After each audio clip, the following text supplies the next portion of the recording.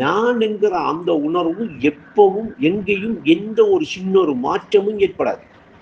அதே சின்ன பிள்ளையில உணரப்பட்டாலும் சரி, ஒரு 65 வயசுல உணரப்பட்டாலும் சரி, ஒரு 100 வயசுல உணரப்பட்டாலும் நான் தான். அது அப்படியேதான் இருக்கு. அந்த உணர்வுல எந்த மாற்றமும் ஏற்படாது. அந்த உணர்வுக்கு 1 வயசு 2 வயசு 3 வயசு போறதும் இல்லை, 2 4 5 வயசு குறையறையும் இல்லை. அப்ப அது தன்னை உணர்ந்திருக்கிற அந்த மத்திப்ப நிலையில அந்த உணர்வு என்ன செய்யுதுன்னா நிகழ்காலத்தில இருந்துகிட்டே இருக்கு.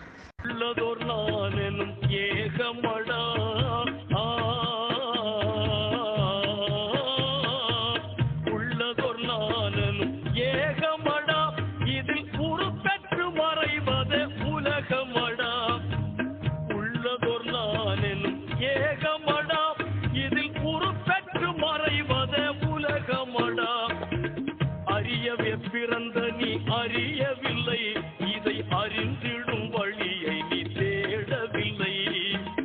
அறியவே பிறந்த நீ அறியவில்லை, இதை அறிந்து